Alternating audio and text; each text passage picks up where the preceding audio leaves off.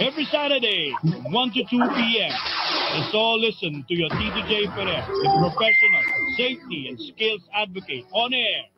All About Safety is brought to you by JLF Projects International Inc. Experienced and skilled people handling your sensitive and expensive machinery. They do rigging, lifting, trading, and transport your equipment safe and economical.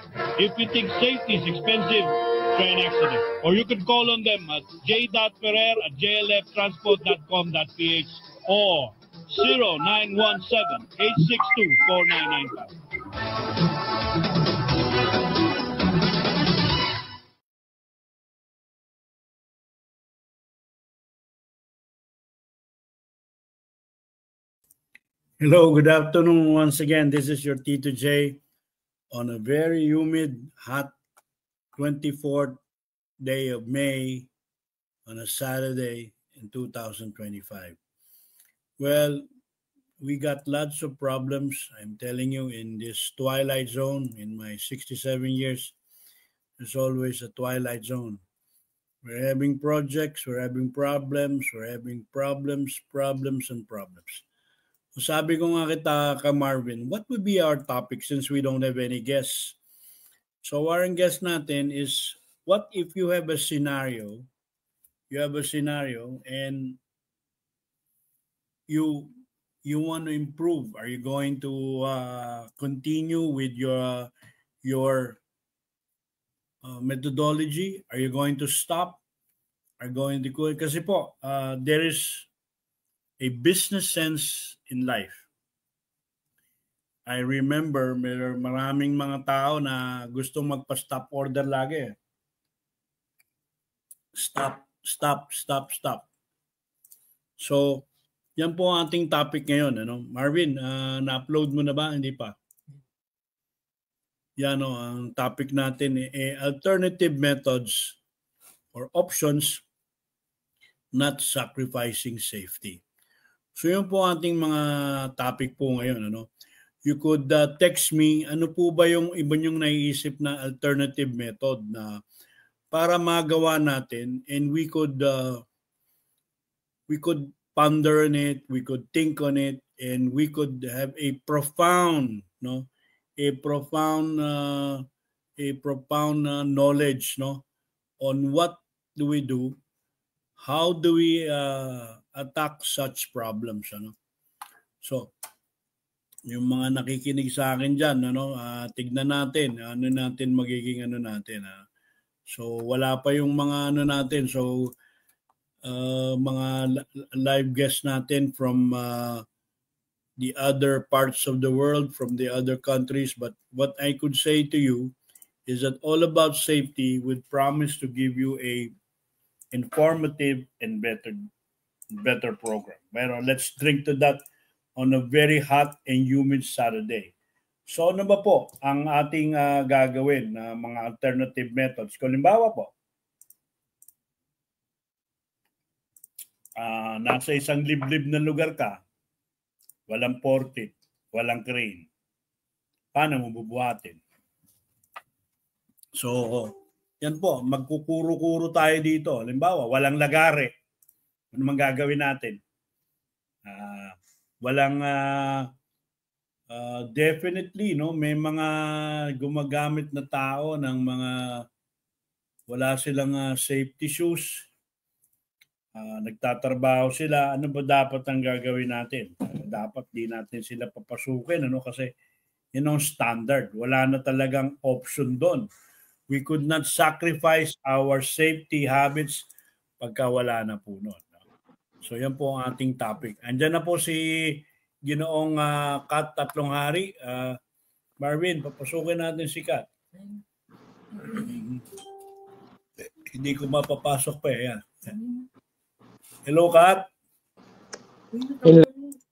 Hello, Kat. Hello.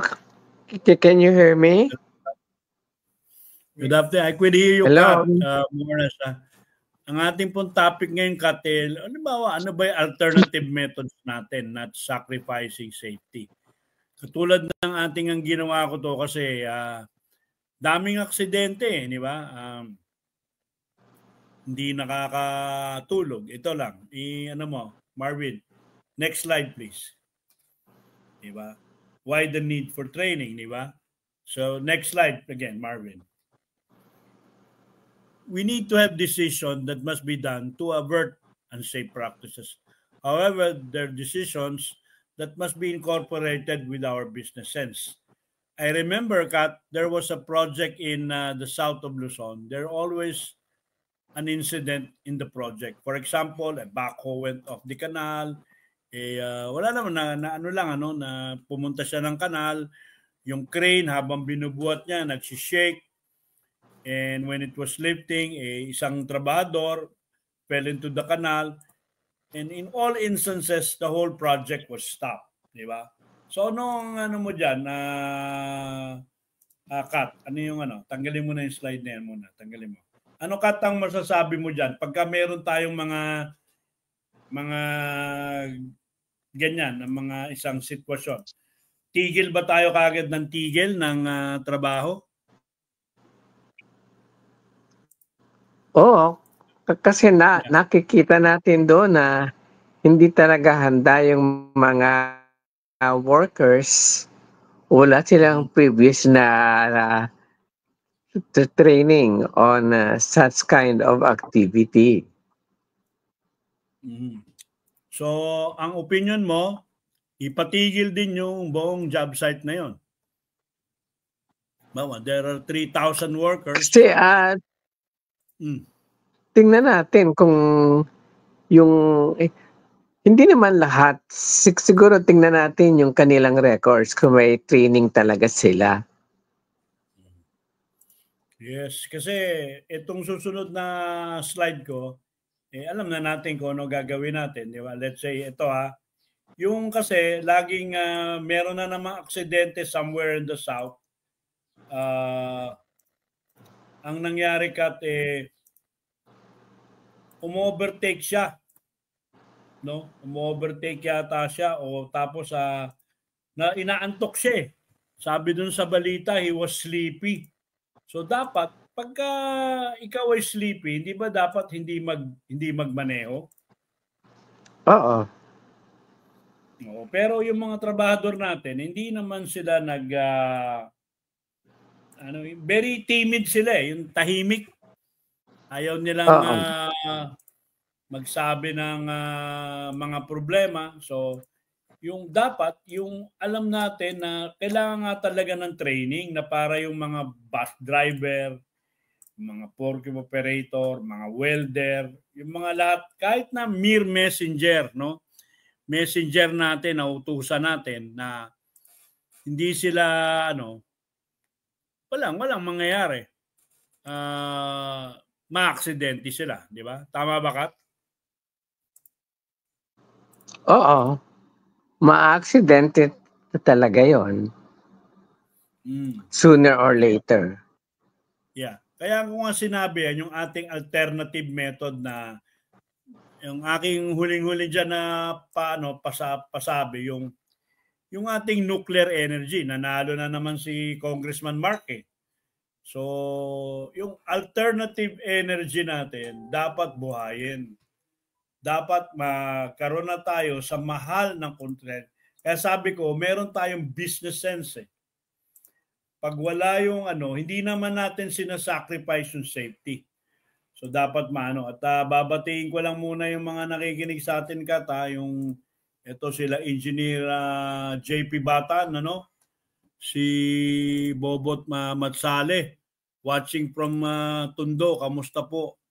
Sana mabigyan nyo naman ako ng mapagkakakitaan. Ako, kailangan na natin, Bobot, ng ma-offer natin na Kasi ito si Bobot Magsali sa itong radio personality. Siya yung mga nagdadub dyan sa mga drama. Mga ganon, hopefully, sana, Bobot, mag-aral ka rin ng safety. Baka minsan ang daming naghahanap ng mga safety na officers na tulad mo na baka maging katulad mo. At ito nga po si Engineer JP Batan na kung saan nagpupunta yan. Diyan baka medyo Engineer JP makatulungan mo to si Bobot kasi maraming mga magagawa pa na naman ng mga kahit na senior na. Pero pagkakakitaan natin talagang napakarami na mga instances. Sumunod mo yan, isunod na slide natin, di ba? For instance, wherein you need to make an alternative. For example, you're very tired and sleepy. Don't drive. Take a rest. Ask your supervisor or manager to relieve you from the job or task that you're about to do. Di ba? Kasi you're tired, you're sleepy. Ang dami na pong instances niya na bigla na lang binangga yung drum tack. Bigla na lang binangga head-on yung because may mga instances nga po na talagang kailangan natin na masabi natin na hindi ka dapat pwede mag-drive. Messenger ka, lasing ka, huwag kang pumasok. Kailangan mong pumasok, kasi kulang ang pera mo. Root cause, huwag kang uminom the day before. Bawal pong mag-inom ng alak magmula Monday hanggang at least mga Friday night, no? Kung may pasok tayo ng Sabado. Ayan, nakikinig na si Engineer Cesar S. Monteclaro Jr. Engineer Cesar, no? Ang dami kasing nangyayari, di ba? Mga alternative, ating topic what other alternative methods that we could do para po na without sacrificing safety. Yan po ating topic, alternative methods that we could do without sacrificing methods. Sabi ko nga, laging nadidinig natin sa TV. After investigation, the driver was found out to be sleepy and tired kasi long hours. Yung mga sa forklift po, sa mga crane, hindi rin po sila natutulog dahil nga po dito sa ating bansa, meron truck ban. Kulang po tayo sa kalye. Kulang tayo. We have 100 million people already. And the economy is growing. But we do not have the infrastructure. Yun ang root cause Hindi na ng traffic. Wala po 70% of our funds goes into corruption. 30% lang po napupunta. Alam niya ng mga common manpower nung araw. 80% goes into the project. 20% ang napupunta sa corruption. No? Dito sa atin, sobrang laki ng imbalance. Kaya, ito nga, at ito yung nag-ano tayo ng information na if you're tired and sleepy, do not drive, take a rest. Paano yan? Kailangan mo ng pera. Kailangan the day before, you slept early. Bakit pa po hindi sila natutulog? Nagsi-cellphone, nagni-Netflix, at kung ano-ano pa mga ginagawa nila. So, ang root cause talaga ay hindi natulog ng maaga. Kaya, very sleepy. Kaya yan, no? Engineer Montesclaros, saka si Engineer JP Batan, meron ba kayong maibibigay sa atin na kailangan natin mga alternative method? Tulad nito, may overhead crane ka, hindi functioning to lift a 300 kilo bulb, no? Try to see, pwede ba pong makapasok doon yung 2-tonner, 3-tonner boom truck to be the solution. Pero, kung confined space yun, you have to get a blower. You have to take out the carbon dioxide doon. Otherwise, may mamamatay po doon. So, kailangan po yung mga training. Hindi lang po kasi titigil natin yung trabaho at wala tayong hanapin na alternative solution. Kasi po, pag namatay alternative solution, mawawala na po yung business. Natin, yung business component. Wala ngang namatay sa atin, wala ngang na-aksidente sa atin, pero nalugi po yung kumpanya. Kasi po, meron namang alternative method na pwede natin gawin. Halimbawa, sabi nga, naubos yung acetylene na nagkakating ka. Kung naubos yung acetylene, pwede naman palitan ng LPG. Kaso, yung pinaka-nozzle nyo, yung tip, has to be adapted for LPG cutting. Tama po ba? So, sa mga late listeners po natin, ang ating topic, Marvin, i-show mo nga yung slide natin. Yan, alternative methods and options not sacrificing safety. So kung meron kayong ma-share nating mga mga gamit na sinasabi natin, yan ang mga dapat po nating gawin, At ganap na pong 1:15 in the afternoon, and this program is brought to you by JLF Project International Inc. Sila po mga experienced riggers creating transport contractors. If you need to move things and these things to be handled well, call on JLF Project International Inc.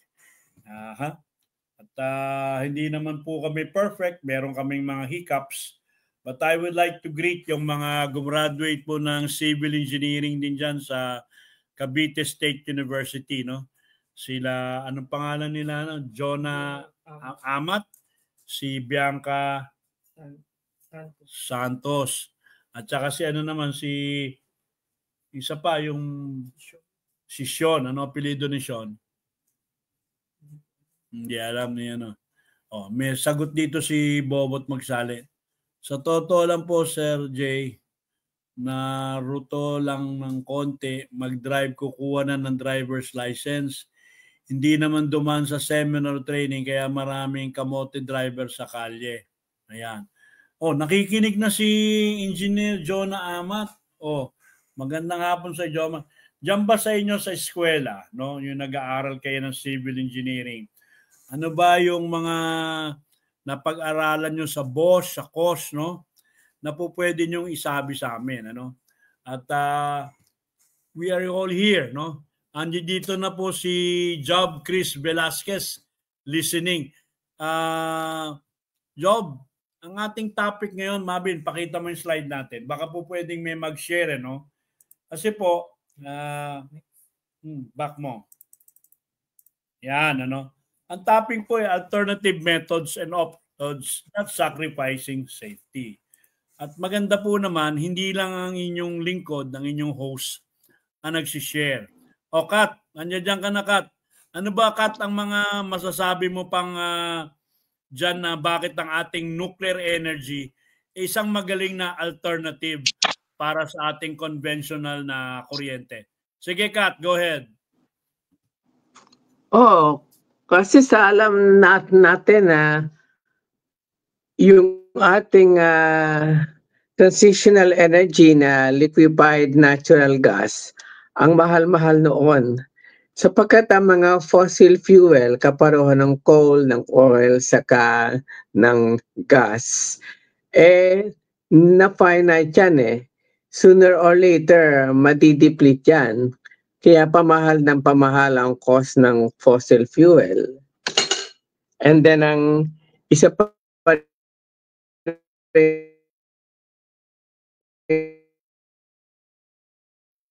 nawawalan ka, Kat, ng signal. Nawawalan ka, Kat, ng signal.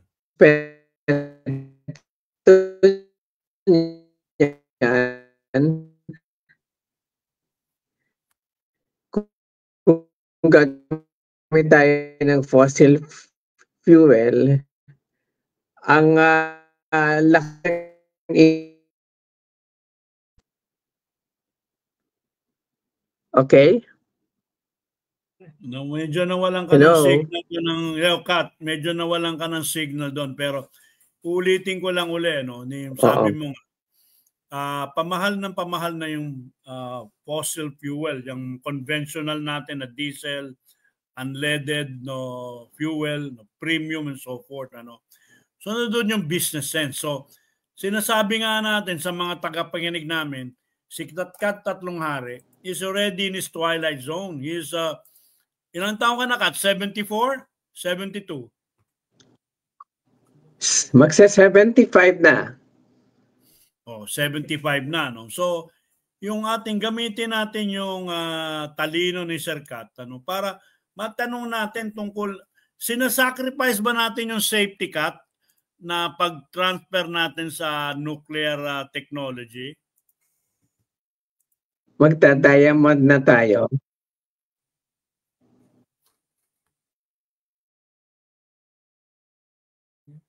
Magda-diamond na Kat, alin? Defense in depth. Ikaw, pero yung sabi ko lang, kung nadinig mo ulit, sinasacrifice ba natin yung safety when we go nuclear? Definitely hindi. Kasi pinakamahalaga yung safety. Kaya nga sa nuclear na mga processes, palaging marong defense in depth. Defense in depth. Na, for example, kinoconsider natin yung mga pwedeng mangyari at may mga redundancy na mga alternatives. Palagi yon. Saka yung concept ng if it fails, it's safe. Yung fail safe na policy. And then you can just see the amount of quality assurance. Natuto nga ang national power ng QA or quality assurance sa nuclear, sa PNPP. At ang isa pa rin doon, yung concept ng itong renewable energy, yung solar, wind, saka iba't iba pa, hindi kayang supplyan yung base load. Yung palagi, yung constant, yung malaki yung base load hindi kaya niya supplyan yon. Kaya wala tayong alternative but to go nuclear. Yes, ang ganda niya mga sinasabi mo, Kat. Ngayon, nagano rin si Engineer Cesar S. Monteclaros Jr., Montes Claros Jr., may binanggit siya rito, nababasahin ko, Sir Kat. Administrative controls, RPP, and PPEs are often used as a stopgap or additional measure. Example, falling objects can be controlled by safety nets. However, while the safety net is not yet available, we could put signages for people not to pass through the area. Also, for those who have been in that area, using the hard hat is another option. Ayun nga.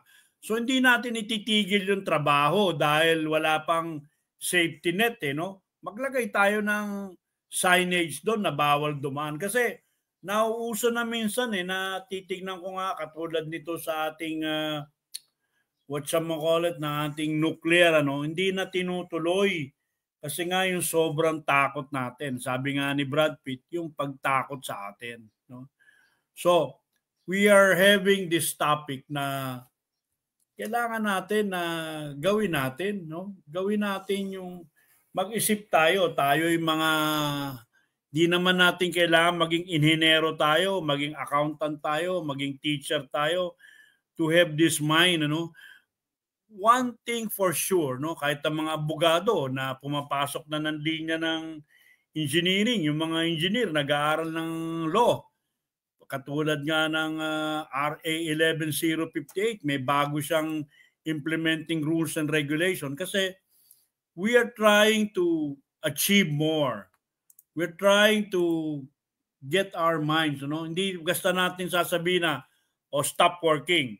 Stop Iba kasi by the book Yung talagang by the book, wala nang bawa. Sabi ko nga, wala nang, anong topic natin, Marvin? Yung wala nang, walang overhead crane. Yan naman. Tingnan mo yung number 3 problem, walang overhead crane. Yan, your overhead crane is not functioning to lift 300 kilo valve that needs to be transferred. Try to see if a small 2 or 3 tonner boom truck could be the solution. But then, there is again an issue of a confined space. Baka we could get a blower, no? In order to address that problem. Hindi natin sasabihin na hindi nagpa-function yung overhead crane eh. Huwag na natin gawin yung trabaho. Stop na natin. Paano aasenso yung planta? Di ba? Nagkakaroon po lahat ng solusyon. Tayong mga safety officer, tayong mga safety supervisor or manager, hindi po natin dahil tayo ay nilagay dito, lagi na lang natin sasabihin na tigil yung trabaho. Pag tinigil natin yung trabaho, tulad naman, may mga alternative tasks that has to be done. So, nandiyan dyan pa ba, nakikinig pa ba si Job, no? Si Job Chris Velasquez. Ikaw ba, Job, meron kang naiisip na more or less na isang alternative na pwede natin gawin? Sikat, talagang yan ang linya niya, yung nuclear energy is the alternative energy and as a clean energy, and we did not sacrifice safety in it. So, marami lang silang sinasabing mga hazard na hindi naman nangyayari. At sabi nga, time and again, it is draining the Philippines' resources. Imagine we spend millions and millions and millions of dollars. However, it was not put into use. Tama ba po yun? Hindi nga, wala nga aksidente since 1986. So 14 plus 25, no? That is 39 years of a zero accident on a zero assumption of an earthquake that would happen in Bataan. So wala na nangyari, di ba? Kat, ano pa ba yung mga sinasabi nilang apprehension na bakit ayaw nila yung nuclear energy? Sa iyong kaalaman, ano pa ba yung ayaw nila doon na para may mag-keep the ball rolling tayo? Go ahead, Kat.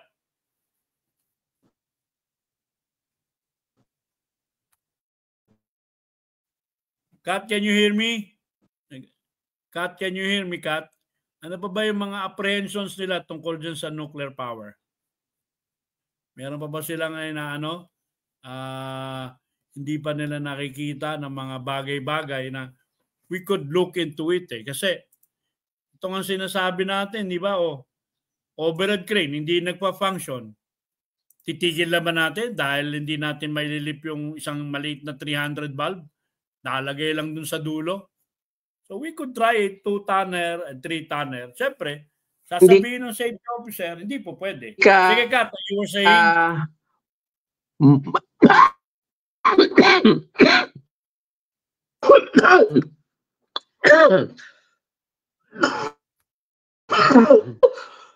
Nung mag-analyze na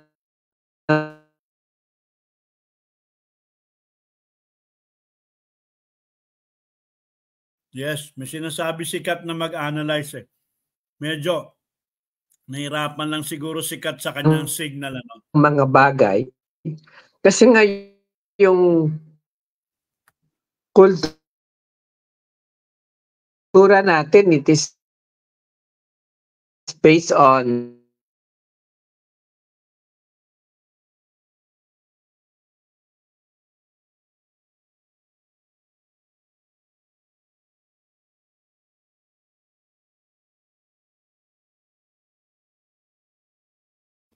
medyo naghahang si Sir Kat, si Sir Kat Tatlong Hari. But what I'm telling you, there is always an alternative for us to be better engineers, for us to be better persons, and to keep the economy going. Yung ang mga sinasabi natin noong nakaraan, huwag tayong pro Duterte, huwag tayong pro Marcos, kailangan pro Pilipino. Tapos na po yung eleksyon, kailangan po natin magsama-sama, kailangan natin gawin yung ating mga trabaho, and let us have a better life. Ito nga, sige, next slide, Barbie. You are overtaking a slow vehicle. It's a blind corner. What do you do? If there are yellow lanes there, do not attempt to overtake. No? Mali po yun eh. Paano po yung maliliit na small electrical vehicle? It should not be on the road. Ano po ba ang tamang gawin? No? Kasi overtake natin eh. Dapat po yata i-report natin yan sa local police o enforcer. And always have patience when driving. No? Always have patience when driving. No? Yan po yung ano natin na dapat natin maayos. Diba? Meron din po akong itatanong pa. Sige, next slide. Doon po dati sa NAIA Expressway, no? Dati doon, ang speed limit was 60 kilometers. Now is 80. Ang dami pong hinuli doon eh. Ang dami pong hinuli doon na tao. Isa na ako doon sa 60 kilometers. Hindi ko naman alam yun dahil hindi ko nga minsan na... kasi pagdating ko, galing ako doon sa main highway, 80. So paglabas ko, 80 pa rin ako, 60. Nakita nyo, naging 80 na ngayon. Dapat po managot yung sino man yung daw naglagay doon eh, di ba? Na ano, di ba? Si Gerald Ramos sabi, good point. Huwag tayo pro-politician. Totoo po, no? Sa ibang bansa po, pag natapos na yung election period, we should stop the politics already. We should be good there for the betterment of the people. Ito pong pagpapalit ng mga cabinet secretaries natin, nahihirapan. Nakikita ko si Kat pero nawala na naman eh. Ito na Kat, nandito na si Ronnie Dagal, no? Sabi niya, the Bataan Nuclear Power Plant had it operated in 1986, how much SNN, no? SNF in tons could be accumulated in 2025 estimated. Where will you buy? Where will you bury? No, ito yata yung mga nuclear waste, ano? Na ano, yan ang sinasabi ni Engineer Ronnie Dangal, ano? Kaya lang ang pinag-uusapan natin dito, Ronnie, ay yung mga alternative natin without sacrifice. So ang contention mo, we are sacrificing the safety. So we respect you for that. Kaya lang, in the meantime, we are here to suffer the enormous, huge money taken from our paycheck and being paid into our electricity. So it's already 1:32 in the afternoon, and this program is brought to you by JLF Project International Inc., experienced riggers creating transport contractors. And if you want to get trained also, call on JLF Project Training and Assessment Center. Nandiyan po tayo para mag-train po ng mga tao, not only on skills but on the right attitude. Marami na po akong tinanong sa mga skilled workers natin, namatay yung pinsan mo. Sabi ng tiyuhin mo, umuwi ka at banding. Sabi naman ng supervisor mo, meron tayong project o kailangan natin mag-overtime, anong gagawin? So Kat, ayan, welcome back. So do you have already a good signal, Kat? Could you talk now? Yes, I think yung sinasabi ni Ronnie Dagal, yun ang tinatawag natin na risk, yung radioactive waste. So ang question dyan, itong accumulation of radioactive waste, kung pinaandar yung PNPP, is the risk acceptable or not? Kaya ang ating pagde-decide dyan, ang pag-answer natin, is the risk of radioactive waste acceptable or not? Yun, kaya dapat ang ating answer dyan must be science-based. Ano ba yung state of science and technology ngayon in dealing with radioactive waste? Lahat yan merong risk eh. Yung for example, yung pagdadrive nga, merong risk.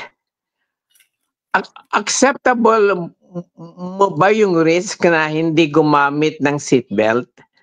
Sa akin, hindi acceptable yun eh. Kaya nga ang dapat, matuto tayo, ano ba talaga yung risk ng radioactive waste? Okay, no? Acceptable ba yun or hindi? Hindi natin sinasabi na pag inasiran mo yung kanya how much radioactive waste, syempre merong quantity yan eh. But the storing of that, is it acceptable or not? Lahat ng activity nating meron risk. Ginagawa natin ang isang human activity if the risk is acceptable or not. Yung sumakay ba sa aeroplano is safe after all of this accident involving airplanes? But, may nahulog nga. Ngunit tuloy-tuloy pa tayo na sumakay sa aeroplano. But you cannot make your old grandmother ride an airplane. But sa kanya kasing konsepto, babagsak yun kasi walang tali yun eh. So, depende sa ating na consciousness, sa ating being, kung saan tayo nanggaling, kung saan tayo nag-aral. So, ang question dyan, is the storage or the accumulation of radioactive waste acceptable or not? Is that risk acceptable or not?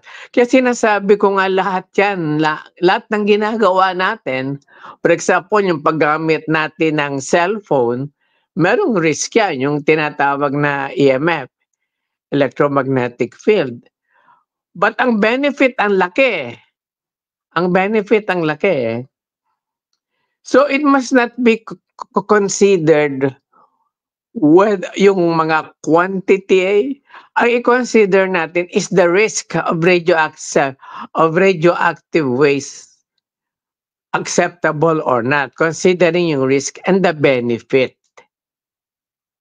Kung doon ka lang sa isang bagay, kung black and white ka, pareho ni Ronnie Dagal, kung religion mo yan, naantay nyo ka, mahirap i-convert ka. Oo nga, no? If that becomes your religion. May risk Kat, di ba? Ito nga, basahin ko lang to kay Gene Jensen, di ba? Vehicles are part of our lives for mobility, but all types of vehicles are also hazard that pose risk of various forms, di ba? Lahat may risk. So, sabi ko nga, kasi sinasabi ni Ronnie, on the other side of the, we could not compare the airplane. We all agree, this is all the healthy interaction. Kasi ang ating topic nga, balik mo nga Marvin, uli sa umpisa, no? Para mag-share yung ibang mga natin, di ba yan? Alternative methods or options, not sacrificing safety. Yung ang sinasabi ng isa, sinasacrifice natin ng safety. Sabi nga natin, kung hazard lang ang pag-uusapan, wag na tayong magkotse. Sabi nga ni Kat, wag na sumakay na aeroplano. Sabi naman ni Ronnie Dagal, he could not compare aircraft by to nuclear energy. Pero yan ang perception, pananaw. Ang perception ng isang ininero, iba sa perception naman ng isang hindi ininero. Pero more or less, there is also the business side. Huwag nating kalimutan lagi yung business side. Katulad niyan, sa akin lang naman. Huwag magalit si Engineer Ronnie Dagal at he is a friend, di ba? How much billions have been saved kung siguro ang Ford Philippines will still be here, di ba? Manong yan. O may mga marami na. Tingnan natin andito na yung mga galing sa abroad. Sila Chris, galing pa nga sa sakit ito galing sa operasyon to si Chris Kasisid, no? Sir Kat stated the correct content, the cost-benefit analysis that will provide the objective decision when it comes to nuclear waste management. O yan, no? Ito po tayo, huwag tayong mag-away-away, tayo mga Pilipino, tayo dapat dito lang, naisip ko to dahil wala nga tayong makuhang guest, no? Ang hirap naman, kawawa. Alam nga naman, bugbugin ko si Marvin. Ang safe din yon. Pag binugbog ko si Marvin, baka bugbugin din ako. Kawawa naman ako. Kasi nga, there are always an alternative method. Halimbawa, ito na lang, very simple. Naubos ang acetylene. Okay?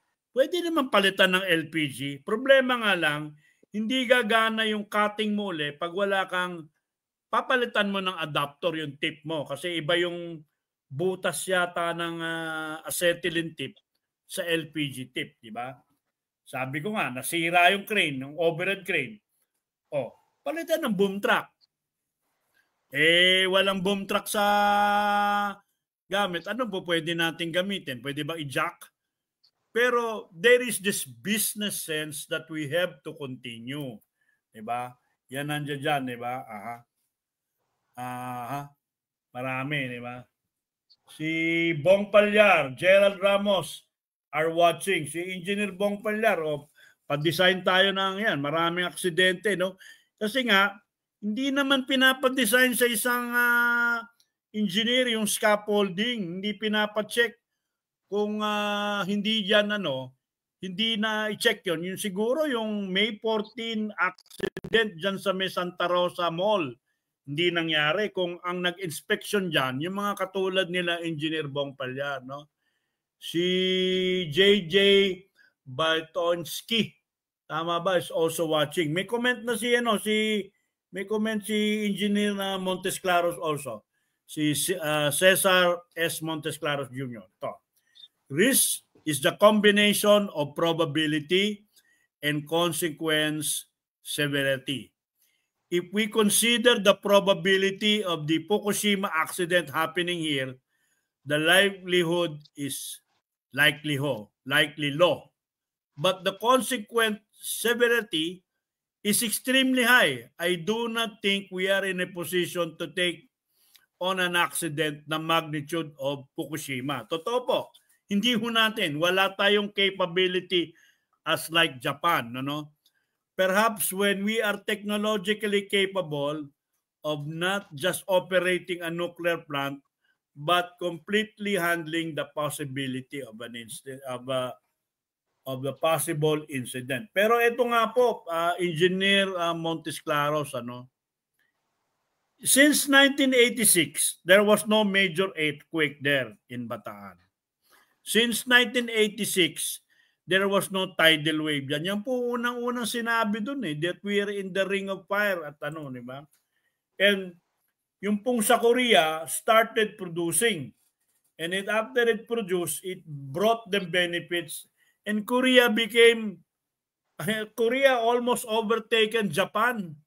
So siguro po, medyo minsan, alam nyo, yung mga pros and cons, Ito po si Jay Perat, sabi ko nga sa mga kilakat, by November gusto ko nga may convention pero hindi po pwede ang sponsor lagi, JLF. Baka mamaya ang Philippine Society of Mechanical Engineers, Ayan, kayo Ronnie, mga kadugo mo yan si Engineer Cesar Montesclaros Jr.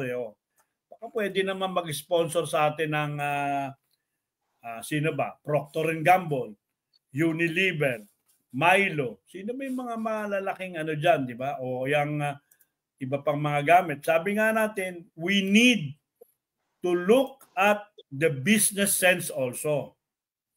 Kasi baka mamaya yung alternative natin, could have been the way to save our country. Ang hirap po, pag wala na tayong investment dito, we are one of the highest current or electricity rate in Southeast Asia. I think we are in comparison to Japan already. This is just a palitan po ng kuro-kuro. At napakaganda uli, naisip ko, wala kasing guess Ikaw kasi, Cesar, ayaw mo. Ayusin natin. Ito nga, Jay, napakahalaga yung concept ng probability and consequence. Ang nuclear industry, low probability, but high consequence. Ang probability ng accident sa nuclear plant is very low.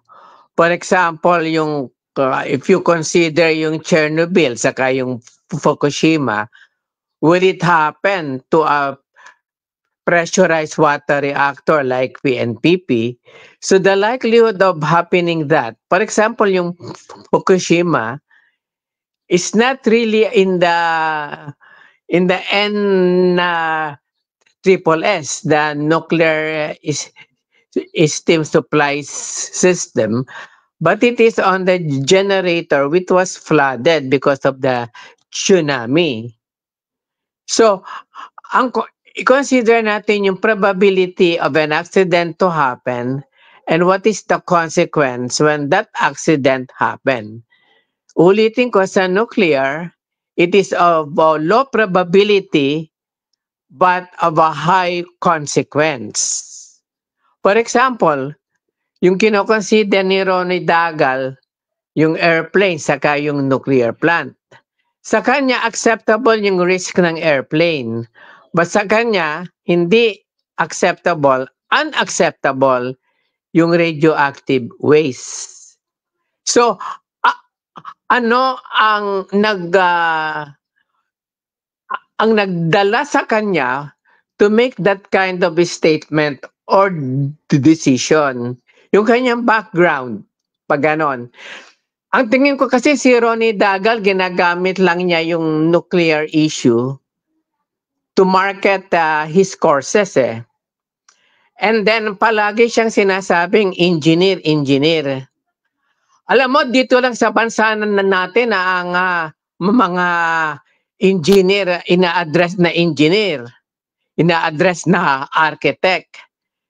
Kasi pagpunta mo sa ibang bansa, ang tawag sa iyo, Mr. Tatlong Hari, Mr. Dagal. Hindi ka ina-address na Engineer Dagal.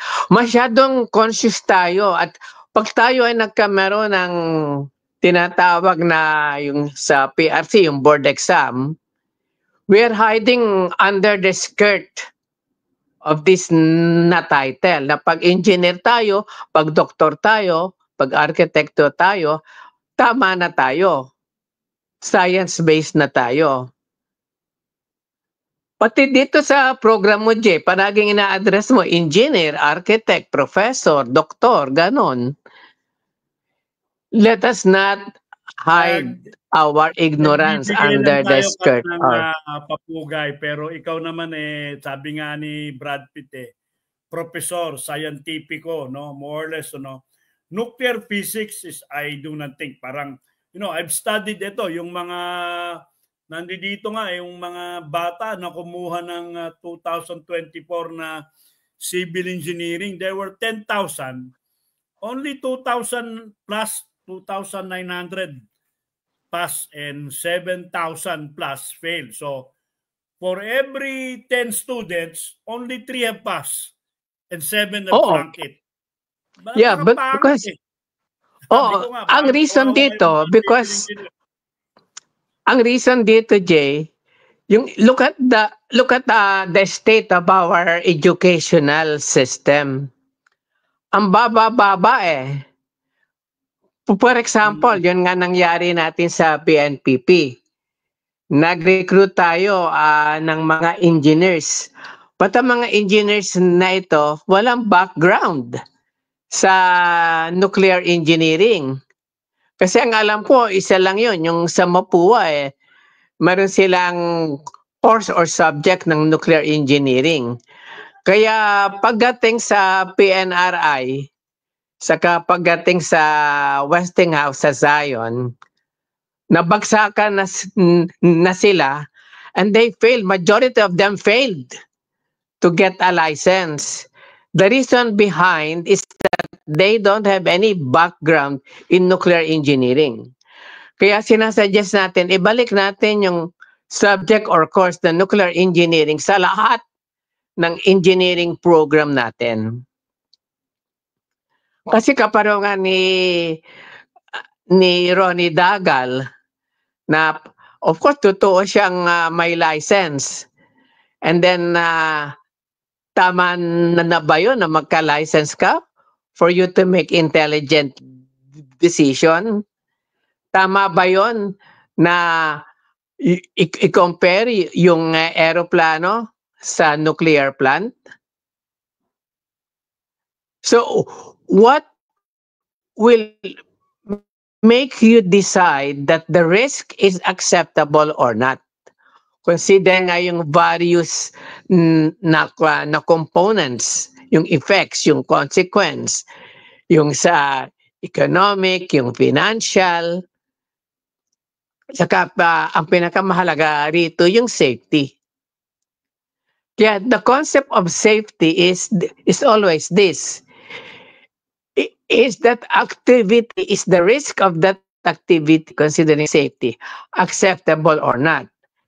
And this will depend on your education. Kaya yun ang kinakailangan natin. To educate, not to... kasi yung ginawa sa PNPP, propaganda eh. Pag nagsalita ako, bilang, for example, civil society organization or NGO, naniniwala yung tao. Ngayon pag nagsalita ako, bilang government employee or NAPOCOR employee, hindi sila naniniwala. Kasi ang pinakamahalaga dito, to convince people on a certain industry like nuclear plant, yung kanilang pagtitiwala or trust sa nagsasalita. Kaparo ng unang panahon, basta sinabi ng mga fraile na tumutungtong sila sa tubig, yung mga Pilipino naniniwala. Kasi pare yun eh.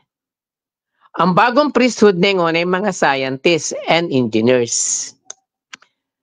Kasi sa kanila, yung mga naniniwala sila na ang mga fraile, ang mga nakakalakad sa tubig, kasi sa kanila yung sa faith, based on faith, and yung integrity or trust sa mga fraile. Ang ibig sabihin ng mga fraile, sa kanilang bayan, yung tubig nagiging yelo. So nakakalakad sila, nakakatungtong sila sa tubig, yung pala yelo. Ay yung mga Pilipino, walang education, wala silang konsepto ng yelo. So it depends really on who is talking. Kaya nga, ang pinakamahalaga rito, hindi educational debate. Walang educational debate. Sa mga kwan lang yan, sa mga moot court, sa mga lawyers, sa mga high school students. Okay. Kaya ang dapat natin, hindi yung sa magdi-debate tayo na magdi-debate. Walang mangyayari dyan. Parang religion yan kung magdi-debate tayo. Okay? Tama. At babatiin ko lang batiin ko na rin si Sir Emerson Martinez Terra na balik San Miguel, no? Balik at si Elsa Cirillo Jonela, nandiyan dyan si Mama Elsa, no? So, mo na debate, ayusin natin. Pero for all this thing, no, may sinagot yung mga civil engineers, no? Paano nga yung kay Jonah? Pakilagay mo nga yung kay Jonah. Ito, no? Sabi ni Jonah, no? When it comes to bury the high-level SNF, deep geological disposal site is eventually needed. The selection of a safe location would be involved geological stability, low earthquake risk, low groundwater flow, public and environmental safety, long-term monitoring capability, and here in the Philippines, there is no exact site has been chosen. Kasi nga, Jonah, wala pa tayo napipili eh. Wala pa puro nasa drawing board pa lang tayo eh. Kaya may nakikinig uli sa ating isa, sino to? Si Mark Vicente, no? Si Sir Emerson, baka po pwede naman kami mag-training din dyan, no? Daming aksidente dyan sa airport. Yung kasi nga, hula pa lang because we don't know nakaapak sa preno yung yung driver nung Everest. So kasi hindi niya ma-start yon kung hindi siya nakapreno. Pag apak mo noon, tsaka mo ngayon ma-release yung from the park level to the drive. So, ang lambot siguro noon. Baka hindi siya nagmamaneho nung Everest. Kaya, ayan, di ba? Kaya gumanda yung topic natin. Baka mamaya sila Sir Emerson may pakita mo nga na natin yung topic natin na o kaya si Sir Ronnie, wag na yung nuclear, no? Ang topic po natin ay alternative methods, options, not sacrificing safety. Nagbigay nga ako. Pakita mo yung kaninang binigay ko, Marvin, yung sa yung ayan. Your overhead crane is not functioning to lift a 300 kilo valve that needs to be transferred. Could we try and see if a small 2 to 3 tonner boom truck would be the solution? But then, confined space yun di ba? Baka confined space. Baka we need the blower because it's a confined space. So, get the blower. So, I am encouraging our listeners in this short period of time. Baka may ma-share naman kayo, no? Ayusin natin, di ba? Para makano. Si Carlo Dili and Boy Bihasa is also watching, no? Marami tayo. Si Herbert Monsalud is also watching. Sino pa? Yung mga nakikinig na yan, okay, si Marty Reyes is also watching, no? Baka meron kayong pang mga masasabi dito, no? Kasi ang programang All About Safety, ang balak na nga by November with Attorney Ed Cinco, kaya tayo, tayo sa isang resto bar, no? May ticket tayo, magkain-kain doon. Siyempre, may bigyan naman natin ng hanap buhay si Brad Pitt, no? Or sino pa ibang mga entertainer doon, and then we relax. Bakit hindi December? Puno tayo ng December. Or magkaroon tayo ng I believe, sabi ko nga, tinanong ko yung isang trabahador, tinabi ng boss mo, alas sa 4, overtime tayo bukas 4 p.m. kasi kulang tayo sa production. Pero tumawag ngayon yung chewin mo after 10 minutes, umuwi ka kasi namatay yung pinsan mo. Umuwi ka na dito, banding tayo. Anong sasabihin? Hindi na siya mag-overtime. Yung ba yung tama? Hindi niya naman tinanong sa akin kung second cousin, third cousin Pwede naman kasing bumunta ron na susunod na mga araw. Bukas kasi meron tayong production na kailangan. So, ito nga si Norsiker Maliga Muhammad watching also from Region 12. No?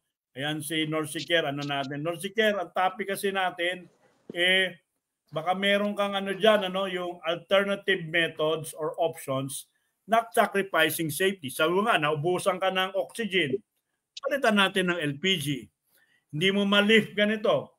Ano ba dapat natin gawin? Kasi we as safety officers, we as engineers, we as accountants, we as professors, katulad ni Kat Tatlongari, sinasabi niya nga, minsan, hindi natin gamitin din yung title na yan just to say na, ako masusunod. Because there is also a business sense that needs to be done. Tama ba ako, Kat? Merong mga business sense na dapat natin tignan, di ba? Tama ba ako, Kat?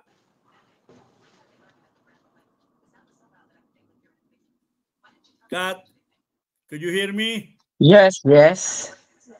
Ano yung ano mo pa doon? Ano pa ba mga anything na, halimbawa ikaw, pag nag-inspection ka ng building, lagi mo bang dinidisapprove? Hindi wala ka na bang consideration pag sa mga LED mo na inspection? Ano ba mga consideration na dapat gawin? Ang dapat i-consider natin that during the operation and maintenance of this building, kinakailangan na meron tayong tinatawag na decarbonization. Ang ibig sabihin ng decarbonization, hindi magre-result ang operation and maintenance of the building in producing greenhouse gases. Kasi kung gumamit ka ng source of energy, for example, kung gagamit ka ng generator dyan, o kung magluluto ka dyan using yung mga LPG, ang daming emission mo ng carbon dioxide. Ngunit kung gagamit ka ng kuryente from power plants, for example, kung sa nuclear, halos zero ang emission mo ng carbon dioxide. So napakahalaga nito. Pangalawa, yung quality of life. Consider mo ito, yung health and wellness of the occupants, yung mga locators, mga tenants rito. And then thirdly, yung you consider yung environment, yung biodiversity conservation. So itong tatlong aspeto nito napakahalaga in the design and construction of green buildings. Ito. And then dito sa topic natin na alternative methods or option without sacrificing safety, ang pinakamagandang example dito yung nuclear plant. Sa pagkaka-explain ko sa inyo, foremost talaga dyan yung safety, yung defense in depth na tinatawag, yung redundancy. Pag ganon, kino-consider lahat ito. And then yung sa napakahalaga yung sa analysis natin, yung cost-benefit, saka yung risk-benefit analysis. Kaya talaga dapat yung education. Okay.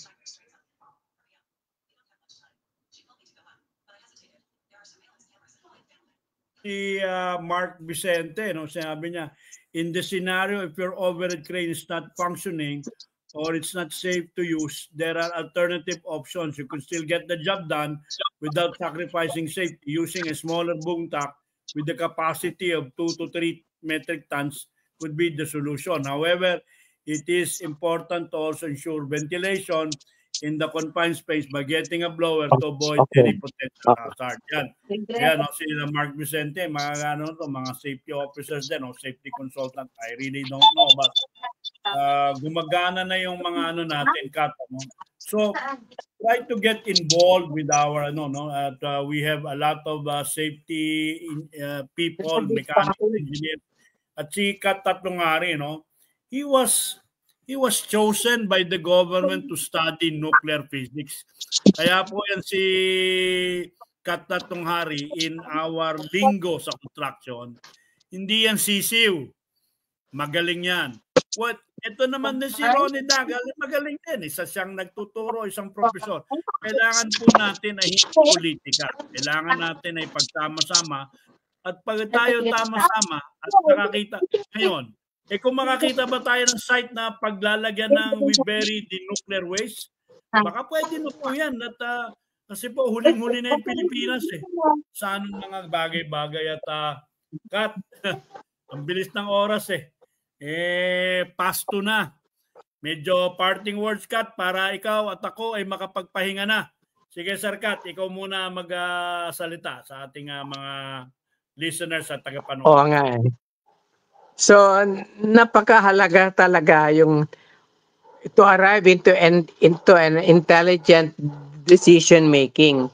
Yung process pa ng decision making natin, wag natin pangibabawan yung ating pinanggalingan, yung ating being, saka yung ating pagkakaalam, yung consciousness natin na mga factors para tayo magawa ng mga desisyon. Kasi kung yun ang pagbabasihan natin, for example, considering our culture which is based on ignorance and superstition, or shall I call it na faith, hindi dapat maging religion yung pagiging anti-nuke o pagiging na pro-nuke. Dapat talaga, it must be based on sound science, on credible science, on true science. Yun lang po. Have a nice weekend. Salamat, Jay, sa pag-imbita. Maraming salamat din, Professor, Scientist, Nuclear Physics, Kat Tatlongari. Sabi ko nga, si Kat Tatlongari po ay hindi po siya sisiw na tao, isang magaling na tao. At wala pa ba sinasabi, even Ronnie Dagal is a friend. Cesar S. Montesclaros Jr. is also a friend. Mark Vicente, lahat tayo magkaka-Facebook. What we need is a good mine to get the Philippines started. The alternative methods should be now be in place. Tulad yan, ang mga tulay, mga how do we design our mga tulay na yan? Sabi nga natin nung karan, 20 tons ba? Yan na ba yung limit? O yan daw ang working load limit because we could not consider the safety factor. It should be already be the limit and there is no thing. Wag hindi sacrifice yung safety. Ngayon kung naisip ito, alternative methods and option not sacrificing safety because we have again a healthy discussion. Ito po si Tito J nagsasabi sa inyo, smile and be safe. Thank you very much. See you next Saturday.